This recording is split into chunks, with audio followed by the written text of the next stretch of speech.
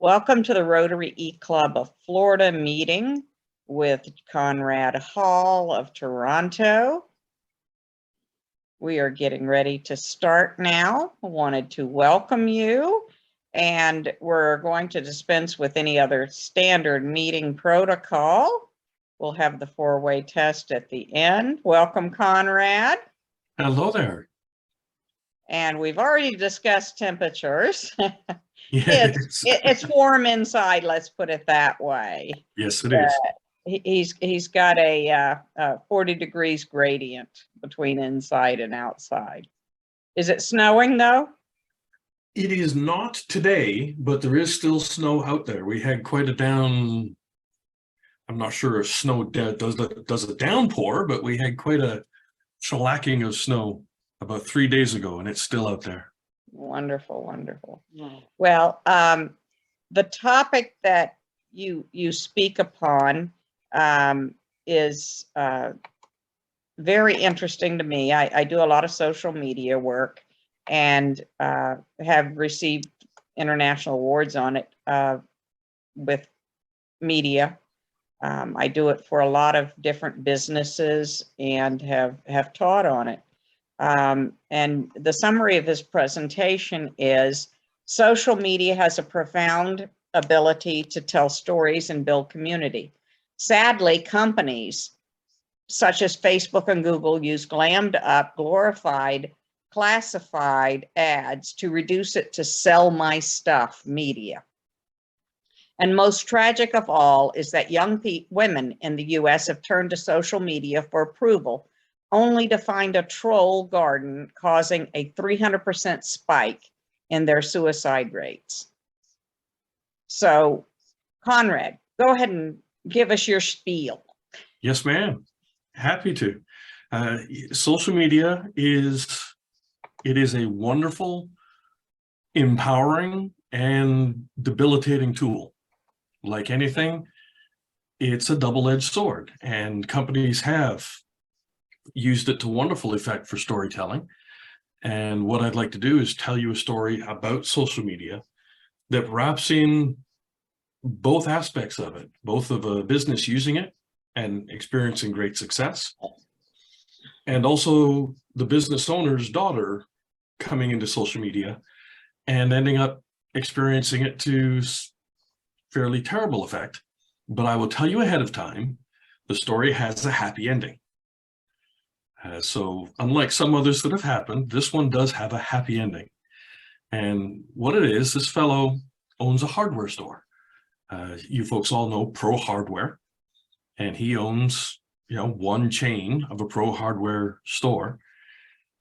And he, several years ago, just after I first published the Business Owner's Guide to Social Media in 2010, and I met him in 2011, and he was thinking that he would like to use social media, but was unsure about what to do. And we talked, we chatted quite a bit about it, and he made a decision that he would invest in social media as a real tool so that he and his customers could interact using it and get to know each other, and ideally that it would grow sales for him as well as build a community. So he actually started with his gardening department, and he talked with staff. He found one person who was really interested in doing it, already had some inclination towards shooting video. And so what they did was they started talking with, their real gardeners, the people who were coming in every season, spring, summer, fall, and winter. They were looking after their yards. They were looking after their flower gardens. They were really into the landscaping. And there were also a few customers who did vegetable patches. So that's where they started. And, the employee, he started going and visiting with the folks and doing videos of, here's what I'm doing with my garden. So spring is here. I'm looking at rearranging, putting plants in different places. And here's what I'm thinking about when I, pull this plant up. What am I going to do to transplant it? Here's my lawn. Here's what I'm going to do as far as putting down both fertilizer and a weed killer. And it did a lot to build community. Now, it did take about 2 years, a little less, so 21, 22 months, until they got to a point where, and keep in mind, this is just his local audience. They were making no effort to reach people beyond their location. But they reached a stage where their local audience decided to start having a social club around gardening. And they would invite each other over to their houses, and they started filming these social gatherings, and they would talk about, now, I have to admit, I am somewhat less than a gardener. I have plants in the windows of my apartment, and I managed to take care of those. But they, these are folks who know all of the flowers and what kind of plant grows well in full sunshine versus what kind of plant grows well in, semi-shade or heavy shade, that kind of stuff. And they simply filmed these get-togethers and these conversations at each person's home. And just, as a matter of course, they would get together at Mary's house, or they would go over to Bill and Joanne's house. And, they would just film the get-togethers and the conversations. And then they would also go back when, for example, Bill would get the tractor out. And I remember them because they had a fairly large piece of land, just about a full acre. And so when he would spread the grass seed, fertilizer, weed killer, he would do it with a little trailer on the back of the tractor, and he would roll the lawn, and they would just talk about what it is that he was doing and why he was doing it. And it served as advice for everybody else that was in the group. So someone who was really good at a vegetable patch would talk about what they were doing, how they were putting things together. Folks that were really good at flower bed gardening, and I'm sure there's a better phrase for that, but they were really good at that. They would share what it was they were doing, and it became a very successful thing for the gardening department.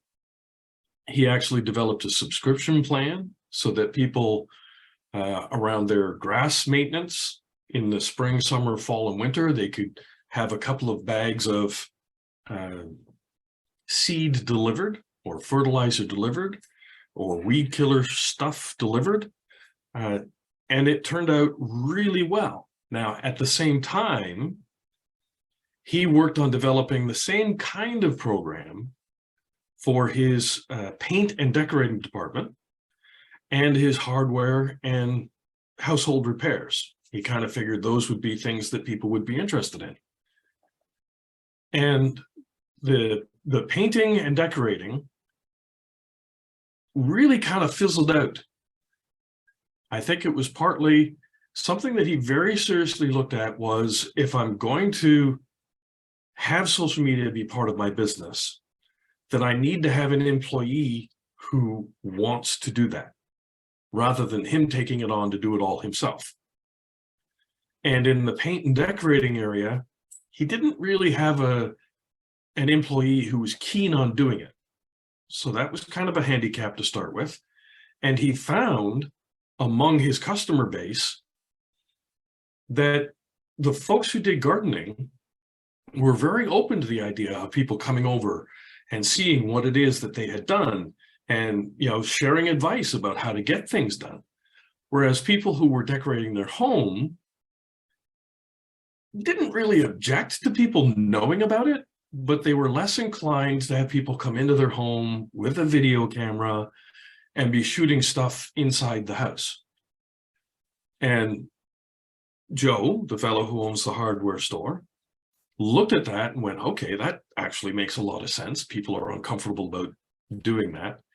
And so he understood why in the paint and decorating, not so much. And what they ended up doing was simply allowing somebody in the administration end of the business curate content from other creators. So other people who do interior decorating and do renovations inside of kitchens or bathrooms, that kind of thing. And they allowed the painting and decorating part of the social media to simply become a curated provider of content so that their customer base would have sources of inspiration and information. And then in the hardware and the home repair end, they were fortunate enough, they actually ended up connecting with 3 contractors who were local. And each contractor, they all handled slightly different stuff. One was more into adding additions onto houses, perhaps building a garage on the house, that kind of thing, fairly big projects. Another fellow I know specialized strictly in bathrooms and kitchens and doing those renovations. And the third fellow was more general, fix-it kind of stuff, maybe add on a porch or do a fence, but especially doing repairs around the house. So if shingles had been blown off in the wind, in the fall when the gutters needed to be cleaned, that sort of thing. So they had a great coverage of looking at what tools do you need to get the job done, and then here's the process of getting the job done. And he was fortunate that they very rarely had to do anything in the store as far as shooting video for that particular aspect of their social media. The 3 contractors each handled shooting their video. They would bring it back to Joe, and Joe's staff would do the video editing, put all of that together. But all of the content creation was handled by those contractors. And interestingly, he also worked around the idea of monetizing. I'm sure you've all noticed occasionally when you go to YouTube, you will see some channels where there's never a commercial on the channel. They just show you their content. Other channels are clearly monetizing. Well, Joe worked out that for the gardening stuff, he decided to never monetize that video. All the video that came from the gardening stuff, he just let it run as content from his store. And at the end of the video, he had closing credits where it was made known that his Pro Hardware was the supporter of the video and the distributor of the content. And it worked to drive sales back to his store. Now, the hardware and building repairs or household repairs, those he allowed to monetize, because it was the contractors who were coming in to buy supplies, whether that was plumbing supplies, electrical, buying lumber, any of that sort of stuff. So he allowed that to monetize, and that helped pay for things like the video editing, and there was extra equipment that he eventually invested in, that sort of thing. And for the paint and the decorating department, he just let whatever the people who were building that content in the first place, whatever they wanted to do was their business, their choice to do it, and he simply curated their content. So he learned quite a few lessons around the whole marketing. And I think it's an important point, and it's why I draw attention to what Facebook and Google do with ads. We have all read magazines, and at the back of the magazine, there are classified ads. And that's basically what Google puts on the search results page, and that's what Facebook puts onto their media site. And they call that social media advertising, basically because it's advertising that you're putting on social media. And it works because, for example, in the case of Facebook, they have about 3 billion users worldwide. So if you just get 1/10 of 1% of people to respond to your ad, that's an audience of around 3 million people. It's pretty easy to make some sales from that, and it's pretty easy to generate some revenue from that. The thing to pay attention to, the thing to consider, is Facebook tends to work well for opportunity seekers. And then if you have a particular product, Facebook can also work well because they do really well at allowing you to zero in on the demographic you choose to target. So you can, if you want to target white women that are aged 20 to 25 who are currently still in university or college, you can do that. On the other hand, if you want to target men in general who are between 40 and 48, who have just purchased their first big motorcycle, you can target those folks. You can target all the way down to a zip code so that you can focus on your local area or your local audience. So it has tremendous capacity. It can absolutely be used to build a community within a business. And we all know it's a marketing axiom. People like to do business with folks that they know, like, and trust. Well, if you build a community, people get to know you, you get to like each other, you get to trust each other, you're more inclined to do business together. Now, in the process of all of this, Joe had 4 kids, still does have 4 kids. They're all still with us.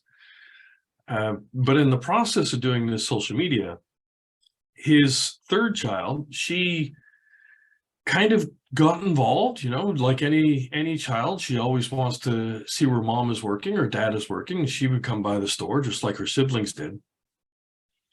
The difference was, in her early teens, she saw her father starting to do social media. And so there was a lot of conversation around social media. And she chose to get some social media accounts for herself. And in the process, they are kind of unsure how, but for some reason, she started to decide that she would build a community and she would show people things about her life and things that she was doing. Unfortunately, in the process of doing that, she ran into the troll garden that does really populate social media. A lot of folks say and do things there that they would never do in person. And they are able to do it precisely because instead of being Conrad Hall on Twitter, they are Jackson 5 on Twitter, or they're the cute red tulip on social media. You know, they are somebody else. Their name is never exposed. Who they are is never exposed. And so they feel liberated to say and do things that, again, they would probably never do in person. And in this girl's case, I'm looking down at my notes and I have her name, but instead of using her real name, let's call her Mary, okay? Because, you know, she's still a kid. She's still a teenager. So Mary started getting some really negative feedback. And she had people telling her, instead of that she was ingenious, that she was being innovative, that she was doing something really cool, that she was ugly and stupid and she should just go away. And it ended up having a very negative effect on her self-image. And a mistake that Mary made, now keep in mind, this is a 14-year-old person. So she started getting hit with this negative feedback and she kept it to herself. You know, she saw what her father was doing. She saw what the employees were doing. She even saw, especially, what the gardening folks were doing, how they were sharing back and forth. But for some reason, she felt really bad about the negative feedback she was getting. I suspect that she was thinking that she had somehow made a mistake. That, you know, her dad was getting these really good results around the home repairs. He was getting really good results around the gardening. You know, he was even curating material for the paint and decorating, and it all seemed to be going so well. And she, you know, at one point did mention that she was amazed that when she tried to do social media, it seemed to just go completely wrong, completely different from how her father had experienced it.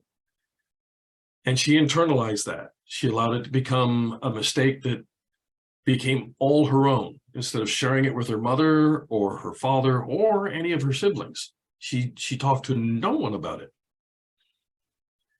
And it did reach a point where she decided that it would be better to die than to keep suffering this. And there was an attempt. Fortunately, she was saved. It also, fortunately, was the trigger for her parents to say, wow, we really need some help. And so Mary did get help. Her parents rallied to her assistance. Her siblings rallied to her assistance.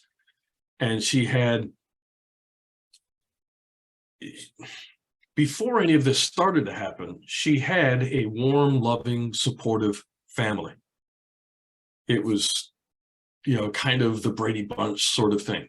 She had very positive parents. She had good support from her siblings, aside from when they were fighting over whether someone is in someone else's room or, the typical kid stuff. And after she had a tremendously negative experience, her family absolutely rallied around her. Today, she makes no use of social media. She finds that she has no particular need of it. Naturally, like any of us, she had a negative experience, so she kind of wants to avoid that. But she has also learned, so she doesn't do it for herself. She no longer has a Facebook account or Twitter or TikTok or any of the other social media. But she does work with the people in her father's store, and she has learned some code around, handling the website and the back end stuff. She also does work with the staff in the store around being able to edit videos and get them posted and understanding how the content is syndicated out into the larger world. So something that started out positive and then turned into a very definitely getting unhappy situation worked out well in the end.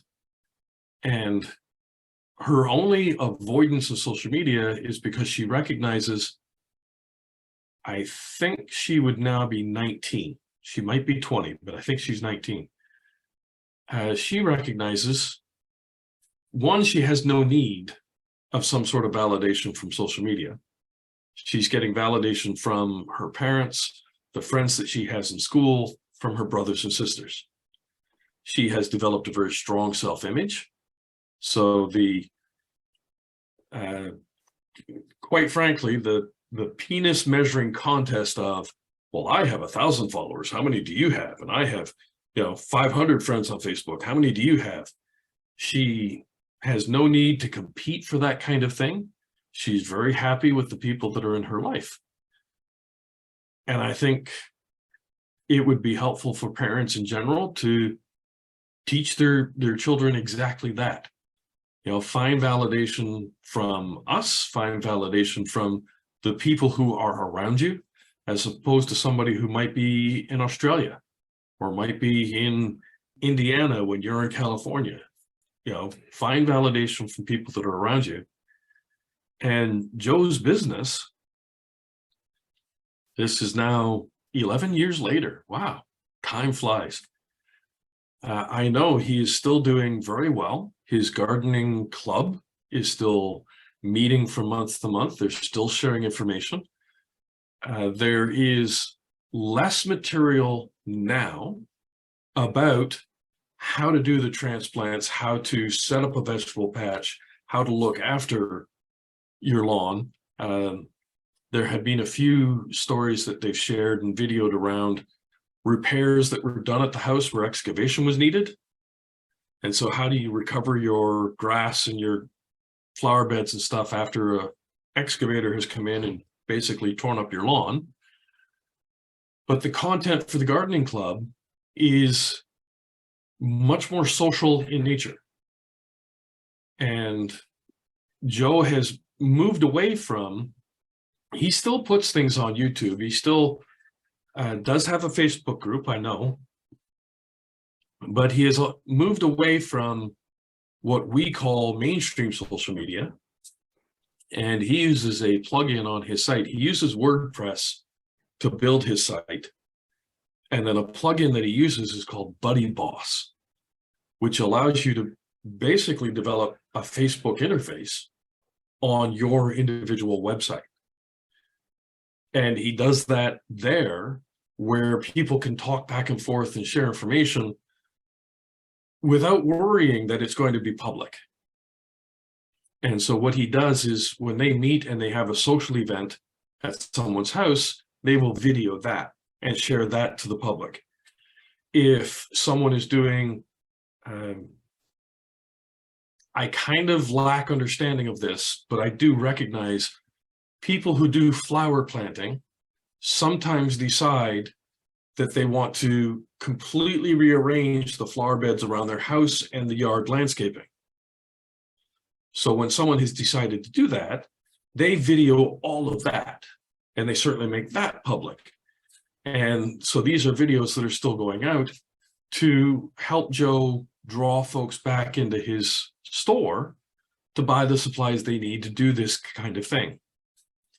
But the more intimate stuff that people want to share around, if they have extra cuttings from a plant that they want to share amongst the other members of the club, if people want to, and again, I'm not a horticulturalist, but I understand that some of them are really enthusiastic about their gardening, and what they're doing is cross-pollinating plants with each other, which somehow helps make everybody's plant more healthy.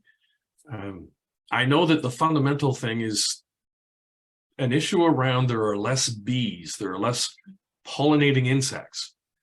And so they're doing what they can as a small group to do the cross-pollinating that these other insects would have done, that, and I don't know why, but they are no longer around. Yeah. So I kind of hope it's not one more thing on the list of stuff that's, you know, destroying our planet. But they are, and they share this stuff, and they share that in the private environment of Joe's website. They share the social gatherings and the large projects that they do in a public environment. And I have a clock in front of me. I see how long I've been rambling on. Now, you did tell me I could go for a long time, but I've now been, you know, nattering for about half an hour. Does anybody have questions? I'm happy to answer. Well, I wanted to comment about the social media in the youth, and well, anybody. I've even experienced it. I believe that those people that do the attacking, even as they get old, they are acting like third graders that are going on the playground kicking people in the shins, yes. No matter what age they are. And that is what she's experienced. Jealousy, as you might call it. Some people are just raised like that, bullies. And that experience she's experienced, she didn't maybe experience it at home. She may have been in the classroom, that it wasn't allowed to happen. But when you go out on the playground where the adults aren't standing around supervising, I experienced that growing up. And then now recently that's happened. It's happened several times to me on social media, and I don't like that experience. So I knocked them off, and I have had relatives and friends that I didn't want to disclude from my social media and block them out because they were relatives or friends, and yet they keep sniping. And so you don't want to turn them off and X them out from your social media because people will notice, but I've had to at times. Yes. And so this shin kicking and third grade bully behavior does cause that. And I have had to show up at emergency rooms and meet people whose child has been subject to this. And keeping that open flow of conversation with a child is what you have to do. And whether it's a friend or a relative that opens up that conversation, when you see the change in their personality, is what you have to do. And I've reached out when I've seen kids' personalities change and their parents didn't seem to notice it because they were so busy, you know, keeping the business going or keeping the doctor's appointments going or taking care of the bills, that they didn't notice that the kid was changing. And I just happened to realize there's something different about them. And I started asking questions and opening up conversation. And then they kind of let me know that, you know, something was happening. And then sometimes the parents are in denial. No, there's nothing wrong with them. Well, and that's what happened with Mary at 14. She had never been in a situation where people were really mean to her. You know, she had experienced all the things that we do growing up, you know, fights in the playground and all that sort of stuff. And then when she experienced it on social media, it was so new to her, and she was 14. So her parents were, you know, in a position thinking, she's 14, she's becoming a woman, she's experiencing changes. We aren't too worried. We haven't seen anything. So, you know, we'll just sort of let her develop as she's developing. And again, she's the third oldest. So they have two children that are a little bit older than her, and another one that was just a year younger, about 13 months younger. So they just thought, okay, this is a teenager going through becoming a teenager. And then when there was a suicide attempt, they recognized, wow, okay, something's really wrong here. And they very much did the right thing. They absolutely supported her. They very much talked to her and let her, they treated her. Now, she is a teenager. They recognized she was a teenager, but they treated her with the respect of an adult. And they approached it with all of their children from the perspective of, you guys are young adults now. And over the next 10 years, until you're in your early 20s somewhere, you know, our job is to help you learn how to be mature, productive, responsible adults. And that's the conversation they had with all of their children, but they especially worked with Mary and talked with her about what she had experienced. And there was a point, I think, for maybe as long as 3 years, Mary decided to have no mobile phone. You know, she didn't even bother carrying one. Her parents supported it quite logically. They knew, okay, if you need to call us and you're at school, you can go into the office. They have this thing on their desk that's also called a telephone. You can pick it up and actually talk into it. And they also recognize you have your siblings. You know, they're usually somewhere. You can get to one of them, use one of their telephones. She just felt that she had no desire to even carry one. And, you know, she's, as I say, she's 19, possibly 20 now. She's happy. She's healthy. I believe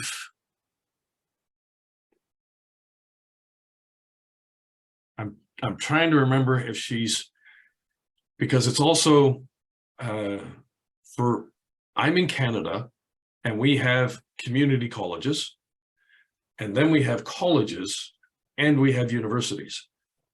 And my understanding in the US is that you have community colleges and colleges, and you wrap colleges and universities under that title of college. We have the same thing. We have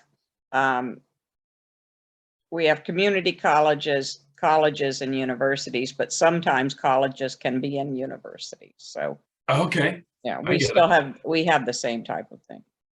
So I believe that she is at a college rather than a community college. But you said she was 14 and it's been 11 years, so she could be 25. Oh yeah. She would have to be graduated by now.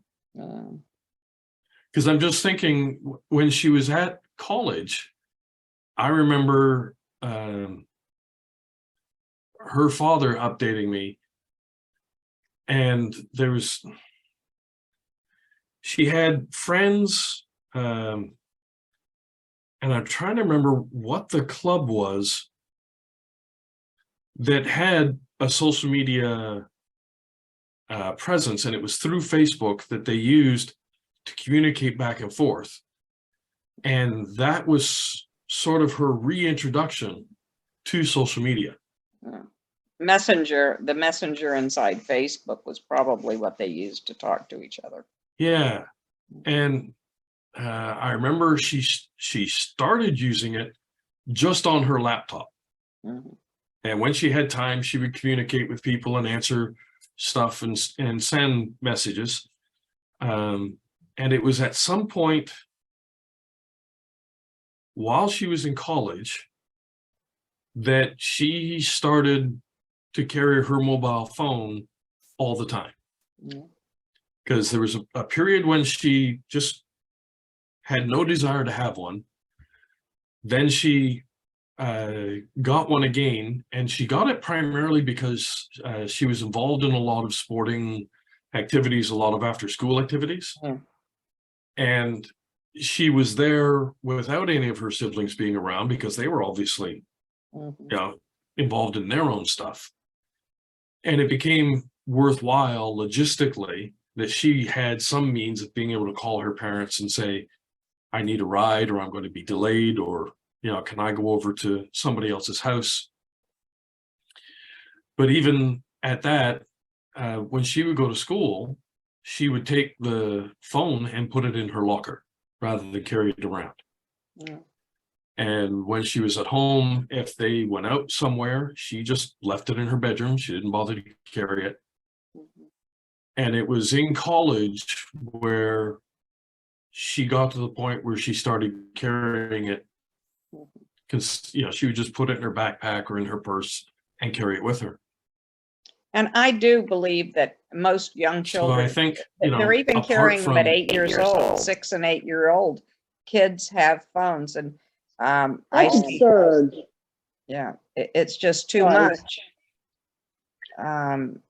It has to impact their brain development at that young age. Yeah. Yes. And you see 10-month-olds in restaurants. 10-month-olds being given their parents' phone. And I have studied this since before internet, when the TV sets, I have the research when the TV sets were affecting the brain development, and yet they're giving 8 and 10-month-olds the phone to play with. The phone to play with, so the parents can play and talk with their friends. And it's doing white cell damage and the development of the brain cells. And they don't understand why kids are doing poor in school, why their brain development is worse, why they have ADHD. They don't get this, and it affects them long term. Absolutely. We never particularly think about it because it's something that we are never taught. So we never have the opportunity to recognize it. And you hear kids all the time, why should I bother learning this? How am I ever going to use this later on in life? Well, very early education, when you're learning to print and then you're learning to write.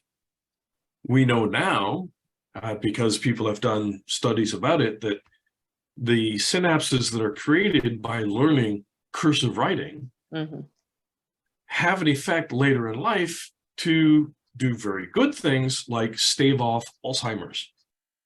They encourage brain health. Learning, the very act of learning.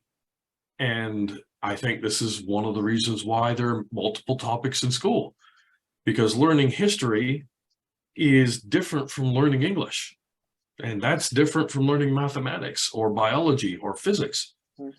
So when you learn different kinds of things, and going to art class, different kinds of learning stimulate different kinds of growth in the brain.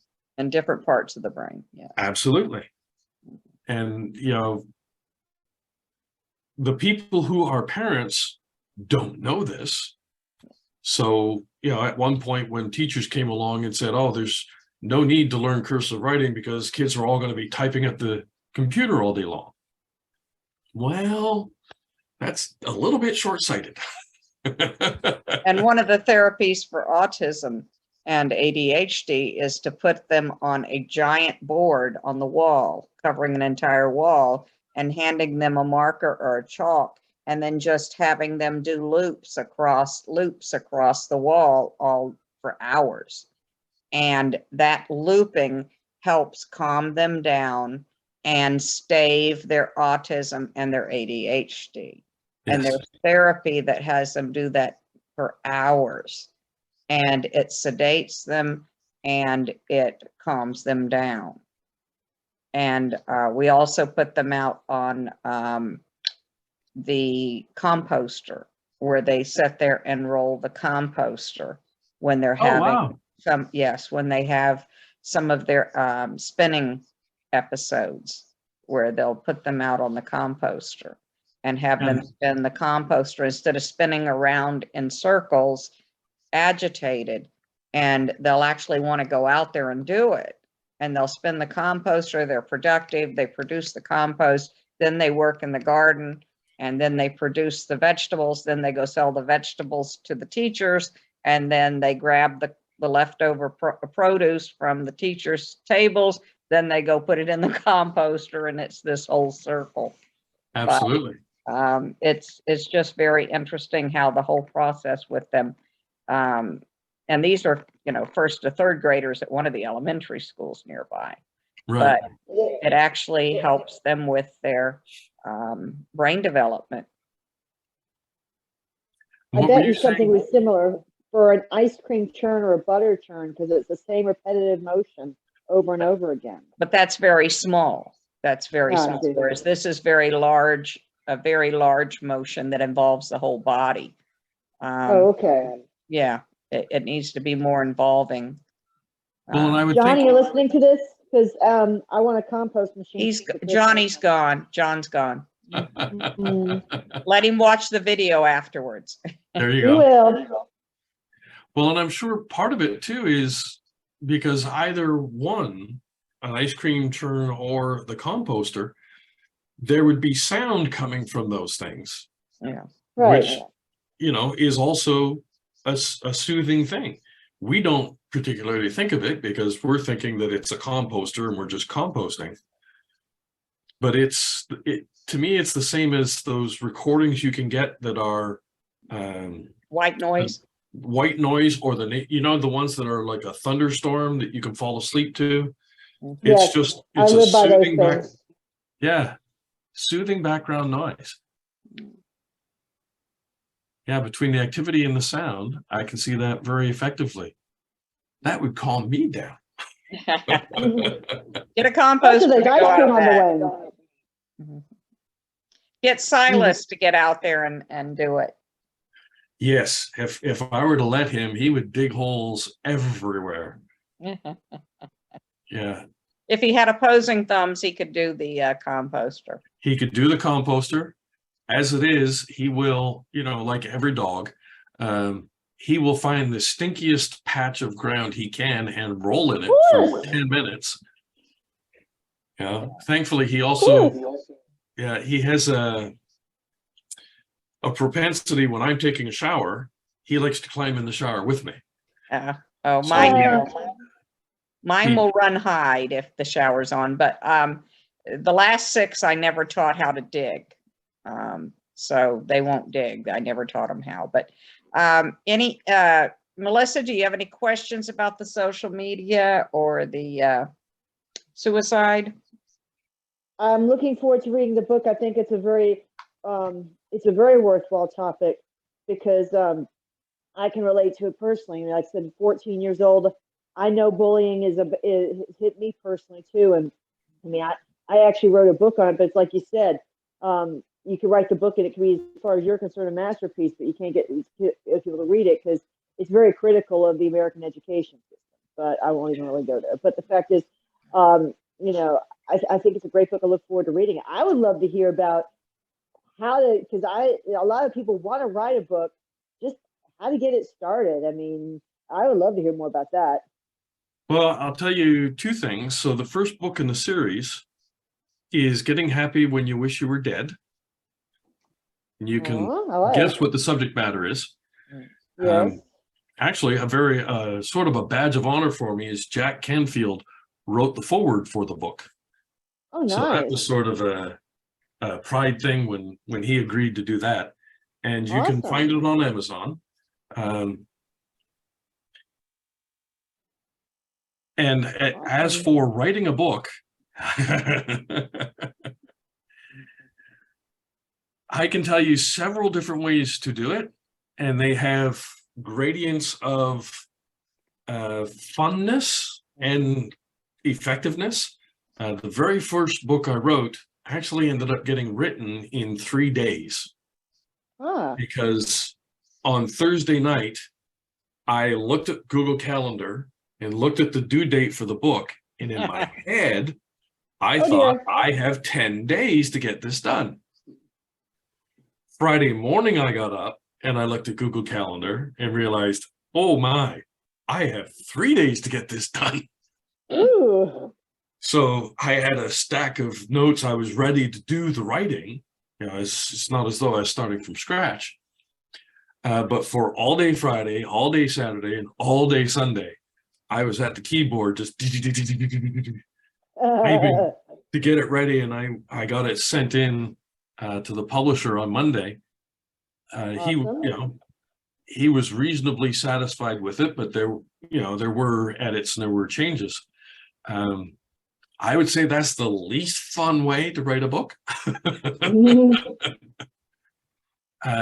What I teach folks to do, if you want to write, and this is for fiction, or for nonfiction, I should say. And so I have 9 books published. 2 of them are bestsellers. And when it comes to writing nonfiction, I teach people to sit down, pick a 20-minute period in the day when you are going to write. Set an alarm, and when that alarm goes off at the end of 20 minutes, you stop writing. So if you're writing with a pen, you put it down. If you're writing by typing on the computer, you stop. Save whatever it is you're doing. Never finish a sentence, never finish the paragraph, never finish the thought. Because if you leave it unfinished, it's going to stay here and it's going to percolate, and it'll be outside of your conscious thought, but you will be going over it in your head. And so the next day when you sit down for your 20 minutes, you are already primed to start writing. If you actually finish the thought, if you end the sentence or get to the end of the paragraph, you're done. And there's nothing for your brain to really percolate on. There's nothing for it to be tickled by. So that's why when the 20 minutes is up, and no cheating, when you see it's at 19 minutes and 30 seconds, you can't stop writing because you got to the end of a sentence. You have to keep going until the 20 minutes is done. So that you do. Everybody always ends in the middle of a thought. And you set it aside, come back to it the next day. And 20 minutes a day will get you a book written, typically somewhere between 30 to 60 days. And that's interesting that it works for you. Everybody has a different brain style. If you're left-brained, right-brained, or whole-brained. Yeah. And how you write, how you were taught to write. As a publisher, and I'm a publisher, I first was all nonfiction. I was in the education arena and published in higher education to begin with. Yeah. And needless to say, dissertations first, my dissertation, and did it a whole different way. But I don't write that way. In fact, we all, when we talked among ourselves when we were writing our dissertations, it was at 3:30 in the morning, and it was ironic that we one day is that we did the best writing on our papers and our research. We all just came in one day and talked about how, oh, wow, that, you know, it was quiet and our brains worked. We'd wake up suddenly at 3:30 in the morning and sit down and do our writing. And Yeah. we That was just, my thing. Yeah. Yeah. Go ahead, Phyllis. Go and ahead. our brain just woke us up, and we Yeah. all just happened to write at 3:30. And it was funny that it recorded it because we were the earliest distance ed students at UCF, and we were the first course, and we were on the state of Florida's. It was before the internet. The internet wasn't available, and we did it through CompuServe, connecting to the state of Florida Right. system in Tallahassee by cups on our old rotary phones. Yeah. And it was dial up. And so we'd get on, and we did a research paper on our times, and the times came up that almost all of us would get up at 3:30 and hook up, and all of our families would be asleep, and we'd get up, and the average starting time was 3:30 to 4:30, and then we'd go to work in the morning. Yeah. And that's when our brain worked, and that's when we worked on our dissertations and our coursework and our term papers. And we'd work until our brains gave out in the morning. And Yeah, that when I was in law school, my roommate, she was the exact same way. She would graduate in the top 15. I did not. And now she's a doctor. But in fact, I'd like to have her come speak at Rotary soon because lots of you. But basically, she'd spent all evening in front of the television while I was working or feeling guilty for turning on the television. And then she would go and stay for 3 hours and write for 3 hours, and boom, she'd come in with the top grade. And I'm like, you're my friend. I want all my friends to win. But it was hard sometimes. But yeah, Absolutely. you know. she had a doctorate. She had a doctorate. What kind of doctorate did she hold? She had, well, no, she started out with me in law school and she got a JD, and then she decided she hated being a Manhattan attorney, a sentiment I can completely understand, and then went on and got her medical. Degree, medical, and now she's an ER doctor. Cool. And she and a bunch of her doctor friends are trying to start a foundation. I would love to have them come speak. I know. I'm on it. Yeah. When I'm Does me a favor. when I'm Go ahead, teaching Conrad. folks to write, yeah, they're in a position where they're like you. They're saying, this is something I'd like to do. I'd like to get it done. And what I give them is a structure in which they can write, and teach them as well, the same as Dr. O was saying. Eventually, you are going to find your style of writing and how it is that you write. But until you get in the habit of writing, until you make it part of your routine that you're doing this, there's no opportunity for you to get there. And so I give them a structure where they can get started. And usually, not all the time by any stretch of the imagination, but usually by the time they get finished enough of their book where they can share it with an editor and start doing rewrites and all that sort of stuff, they have an idea of what it is that motivates them to write, how it is that they can motivate themselves to write. And, you know, it's like anything. You know, your mom and dad teach you how to ride a bicycle. You start out with training wheels. And then by the time you get rid of the training wheels, that's when you decide, do I want to ride my bicycle over ramps and try jumping things? Do I want to learn to do wheelies? You learn all the other stuff about riding a bike. So when I'm working with somebody, especially a business owner who, you know, maybe has children at home, they have a business to run, they have employees to take care of, and their whole thing is, I have no time. Carve out 20 minutes. And that 20 minutes is for writing. And when you're done, you're done. And once they build the habit of writing, then they start to develop, well, you know, I would rather write at night before I go to bed, or I'd rather write first thing in the morning when I get up. A couple of folks, and, you know, my own style for writing is I set aside time. So right now I'm working on an update to the Business Owner's Guide to Social Media. When I sat down to start rewriting that book, I set aside an entire week. Had no appointments that week, had no phone calls that week, nothing. My calendar was blocked out simply to work on those rewrites. And for me, at this stage, I will be 56 next month. So I've learned a little bit about how I like to write. And for me to get started on the rewrites, my best approach is to take that block of time, let nobody else interrupt what it is that I'm doing, and do the writing. So write, eat, walk, and sleep. That's good. Like I say, everybody has their approach, and Yeah.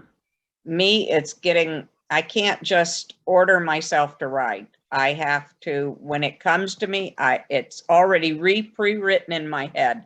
I have already planned it in my head. I have thought about it. The whole thing is completely planned in my head. And then when I feel like sitting down and writing it, it just all flows out. Yeah. There's no sitting here writing chunks at a time. It's already there, maybe for years already pre-written.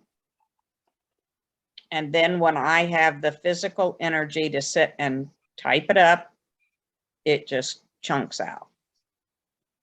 That's another one. People I find today, and I get, if you want to write, then sit down and write, whether it's with a keyboard or a pen, but do the writing.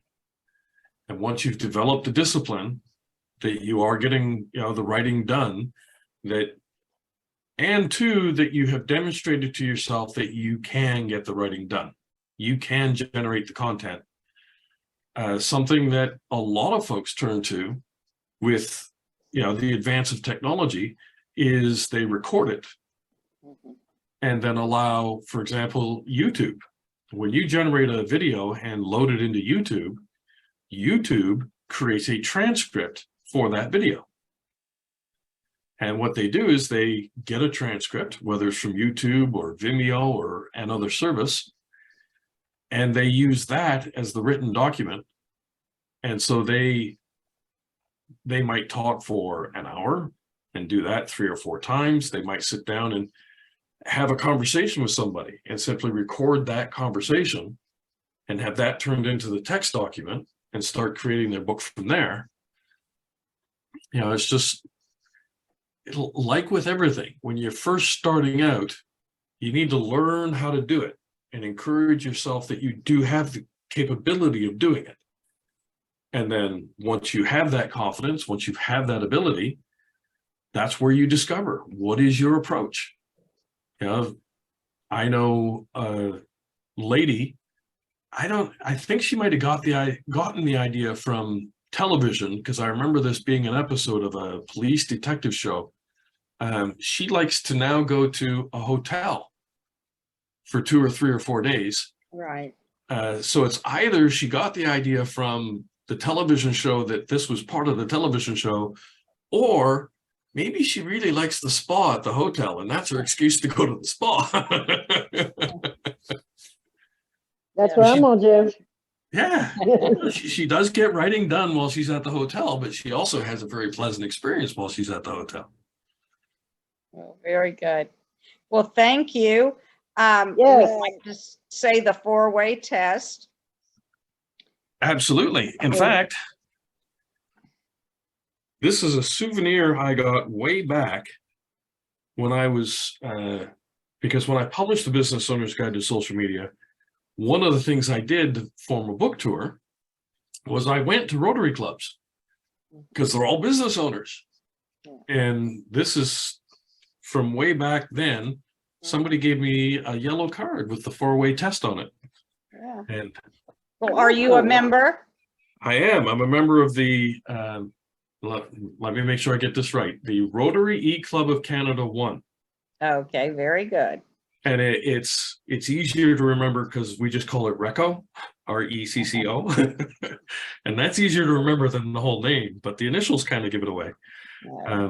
And I joined, when I was doing the tour in 2010, 2011, every club I would go to, people would say, well, you should join Rotary. And I agreed completely. I thought, this is great. You guys do wonderful stuff.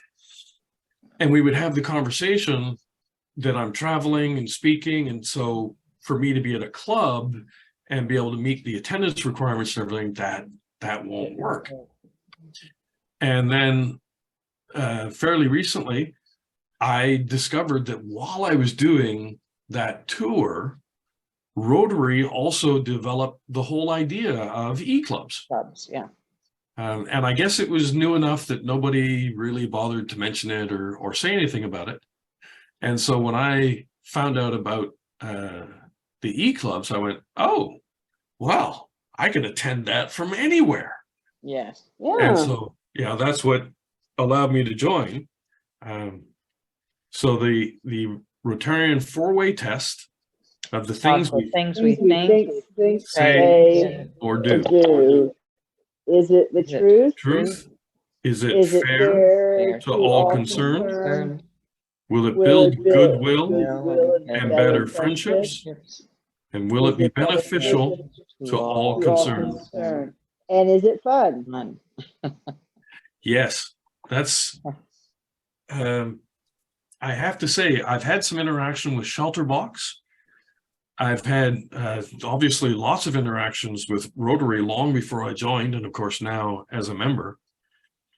And that does seem to be, I hesitate to say that it's a motivating factor, but for example, one of the Rotary clubs here in Toronto every year for the 1st of July, which is Canada Day, they host a rib fest, and it's 4 or 5 days of music and ribs and chicken and lemonade, and it's just everything that people in Rotary do.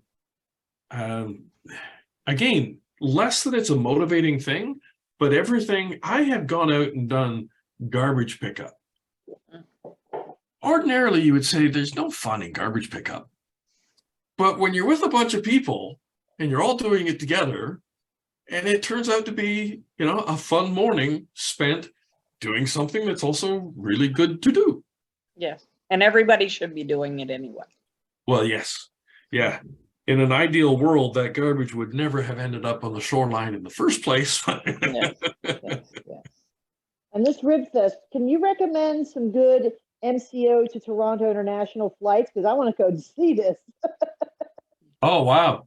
Yeah, it's terrific. They have every year they have 2 stages, and they are well separated in distance because obviously they have the speakers and everything. Yes. One